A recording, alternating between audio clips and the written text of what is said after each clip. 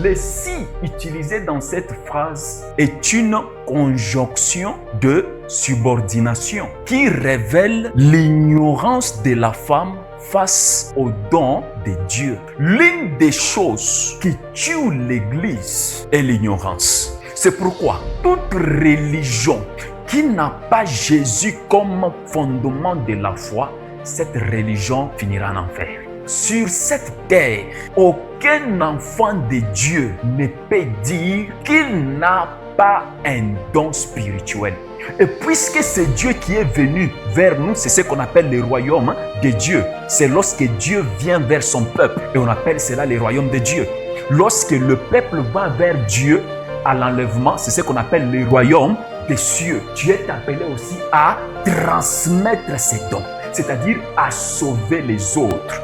Le don de Dieu est aussi le matériel et la jouissance de son travail. Dieu a permis, Dieu a donné cette grâce à quiconque fait un bon boulot de jouir de son travail. C'est pourquoi, si toi tu ne travailles pas, tu ne bénéficieras jamais de ces dons. Ces dons est un don des brosseurs, est un don de ceux qui travaillent. Gloire au Seigneur. Alors, ce qu'il faut retenir sur les dons de Dieu est celle-ci.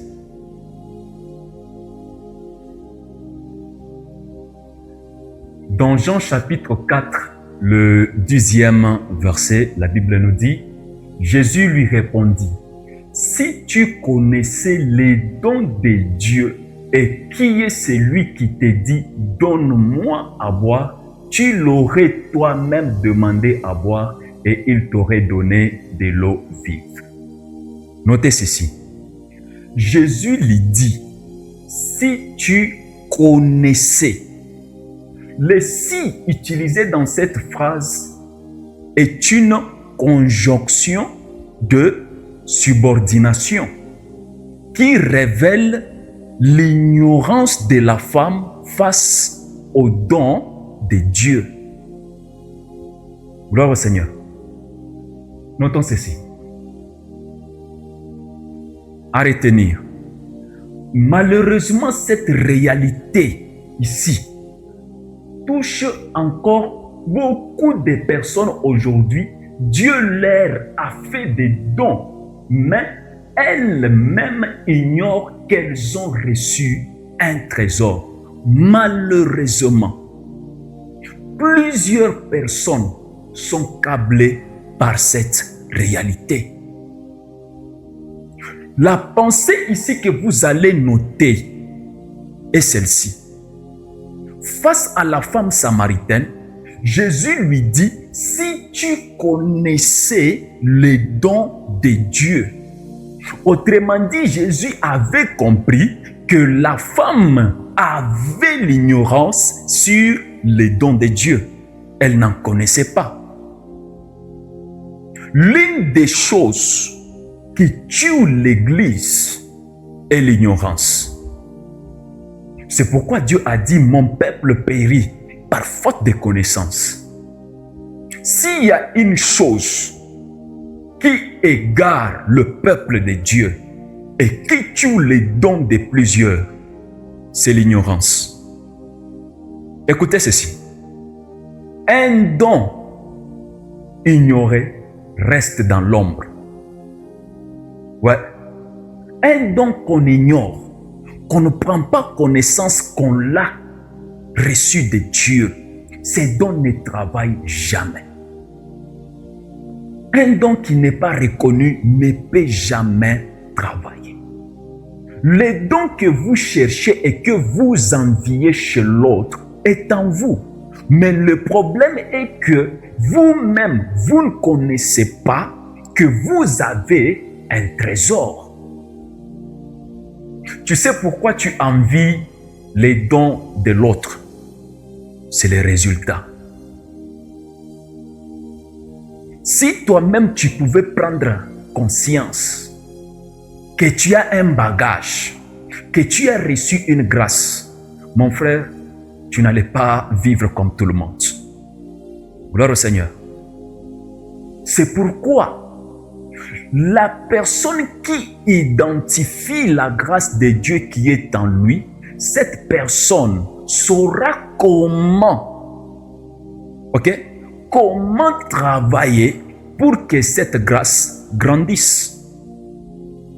Non, si tu pouvais savoir que ta bouche allait bénir beaucoup de gens, tu allais travailler sur cette grâce afin que tu sois une bénédiction pour plusieurs. Gloire au Seigneur.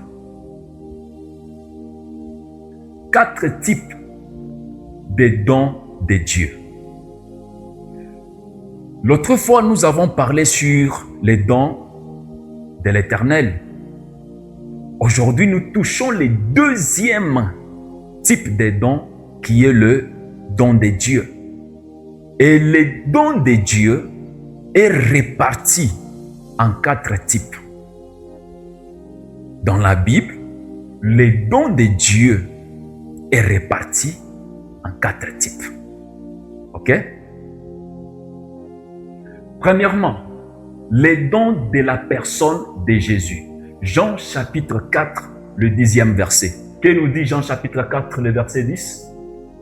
Jésus lui répondit: si tu connaissais les dons de Dieu et qui est celui qui te dit. Celui ici identifie quoi? La personne de Jésus. Et donc, les dons de Dieu dans la première représentation biblique, les dons de Dieu représentent la personne de Jésus.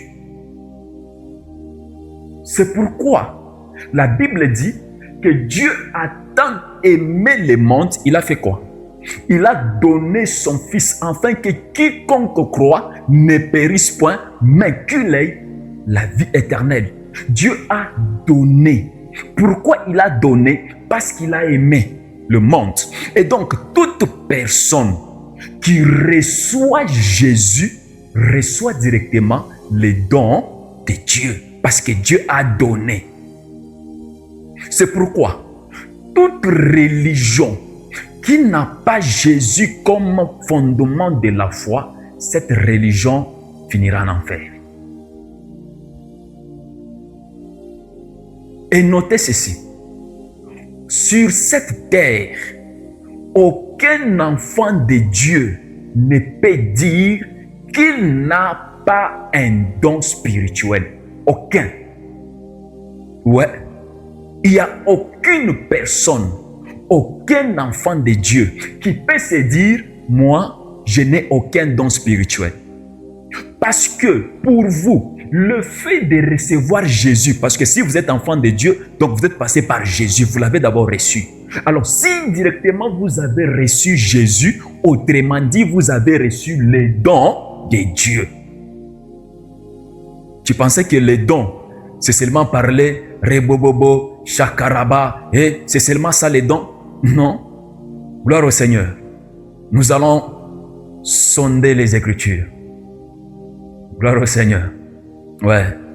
Alors, les dons de Dieu dans sa première représentation biblique, c'est la personne de Jésus. Quiconque reçoit Jésus dans sa vie comme son Seigneur et Sauveur, il a directement reçu les dons de Dieu. Qu'est-ce que nous devons retenir? À retenir, aucun enfant de Dieu sur cette terre ne peut dire qu'il n'a aucun don spirituel, car le simple fait d'avoir Jésus-Christ dans sa vie est déjà le plus grand don de Dieu. Gloire au Seigneur. J'ai déjà expliqué ça. On évolue. Deuxièmement, les dons du salut ou la grâce. Ephésiens chapitre 2, le 8e verset nous dit, car c'est par la grâce que vous êtes sauvés par les moyens de la foi. Et cela ne vient pas de vous, c'est les dons de Dieu. Qu'est-ce que nous devons retenir? À retenir. Avoir le salut de son âme en Jésus-Christ est un don.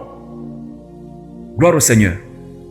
Avoir seulement le salut de son âme, tu as déjà un don, une grâce.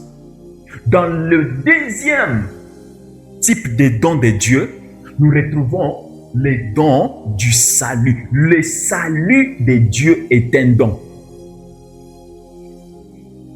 Gloire au Seigneur. Évoluons. Puisque le salut est un cadeau gratuit, ce n'est pas le pécheur qui vient initialement vers Dieu, mais c'est Dieu qui vient vers lui et l'attire à lui. C'est pourquoi, toi qui es déjà sauvé, tu es appelé à ton tour à sauver les autres. Le salut n'est pas une récompense pour nos efforts, mais l'initiative d'un Dieu d'amour qui nous cherche. Gloire au Seigneur. Puisque le salut est un don gratuit de Dieu, toi, celui qui l'a reçu, tu n'es pas appelé à croiser les bras. Tu es appelé à sauver les autres. Pourquoi tu dois sauver les autres? Parce que ce n'est pas le pécheur qui vient vers le salut, mais c'est le salut qui est venu vers nous. Ou c'est le salut, c'est Dieu qui vient vers la personne et par sa puissance et sa parole, il attire la personne vers lui. Gloire au Seigneur. Nous ne sommes pas partis vers Dieu pour être sauvés. C'est Dieu qui est venu vers nous, nous tendre le salut. Et puisque c'est Dieu qui est venu vers nous, c'est ce qu'on appelle le royaume de Dieu. C'est lorsque Dieu vient vers son peuple. Et on appelle cela le royaume de Dieu. Lorsque le peuple va vers Dieu à l'enlèvement, c'est ce qu'on appelle le royaume des cieux. Puisque tu l'as reçu, ce royaume de Dieu, alors toi qui l'as déjà reçu, toi qui as déjà reçu les dons du salut, tu n'es pas appelé à rester à la maison à croiser les bras. Tu es appelé aussi à transmettre ces dons, c'est-à-dire à sauver les autres. Combien de fois tu as parlé de Jésus à l'université? Combien de fois tu as parlé de Jésus dans ton quartier? Combien de fois tu as parlé de Jésus à l'école? Combien de fois tu as parlé de Jésus au travail? Bien-aimés, nous sommes dans les temps où nous devons remplir le royaume. Nous sommes dans le temps où nous devons prêcher la parole sans honte et sans limite. Utilisez les réseaux sociaux pour prêcher la parole. Je vous dis vrai. Fort malheureusement, certains, tu vas le voir, sur leur statut, ils ne publient que des choses inutiles, des blagues et des comédies. Alors que sur ton statut, tu pouvais sauver une âme. Par ton compte TikTok et Facebook et les autres, tu pouvais sauver une âme. Gloire au Seigneur. À chaque fois que tu reçois l'occasion de sauver quelqu'un ou de parler de Jésus à quelqu'un, fais-le. Trouve toujours une opportunité de transmettre les dons du salut. Que ce soit dans le véhicule, que ce soit dans le vol, que ce soit en train, que ce soit à l'école, que ce soit au travail. Trouve toujours, fais-le tout. Tu as ses devoirs. Tout celui qui est sauvé est appelé à sauver. Oh, que Dieu vous bénisse. Le don de Dieu n'est pas que parler en langue, mais le don de Dieu est premièrement la personne de Jésus. Ensuite, les dons de Dieu représentent aussi le salut. Gloire au Seigneur. Évoluons. Troisièmement, les dons de la vie éternelle. Romains chapitre 6, le verset 23 nous dit « Car le salaire du péché, c'est la mort, mais les dons gratuits de Dieu, c'est la vie éternelle en Jésus-Christ notre Sauveur. » Les dons gratuits de qui? De qui? De Dieu. C'est la vie éternelle. Avoir la vie éternelle est un don. Et nous devons retenir ceci, à retenir. Quand est-ce que cette vie éternelle commence? C'est très important de savoir ça. Quand est-ce que cette vie éternelle commence? La vie éternelle dont il est question ici commence sur terre. Et ce n'est pas la vie éternelle de ton corps la chair ou de l'esprit, mais de ton âme. Car c'est l'âme qui pêche qui mourra.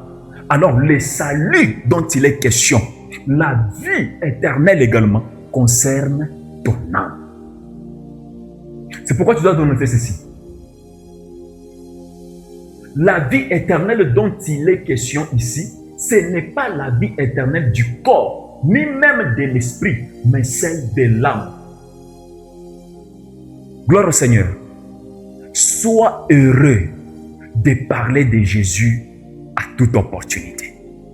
Sois heureux de prier Jésus. Sois heureux de parler de Jésus à un pécheur, à un malade. Même si toi-même tu es malade, mais sois heureux de parler de Jésus à d'autres personnes. On évolue. Quatrièmement, les dons matériels et des jouissances. Ça aussi, c'est très important. Ecclésiaste chapitre 3, le verset 13 nous dit, mais que si un homme mange et boit et jouit du bien-être au milieu de tout son travail, cela est quoi? Est un don de Dieu. Le don de Dieu est aussi la jouissance de son travail. Avant que je continue, qu'est-ce que nous devons retenir? À retenir. Jouir de son travail est un don de Dieu, car il y en a qui travaillent et qui meurent sans pour autant jouir de leur pénible labeur. Oui, jouir de ton salaire est un don de Dieu. Avoir de l'emploi après les études est un don de Dieu. Les enfants sont les dons de Dieu. Le mariage est un don de Dieu. Oh, gloire au Seigneur. Gloire au Seigneur. Bénis Dieu d'avoir trouvé de l'emploi après tes études, car cela est un don de Dieu. Il y en a qui ont beaucoup étudié de plus que toi et qui sont morts sans pour autant jouir de leurs études. Le don de Dieu est aussi le matériel et la jouissance de son travail. Dieu a donné cette grâce à quiconque fait un bon boulot de jouir de son travail.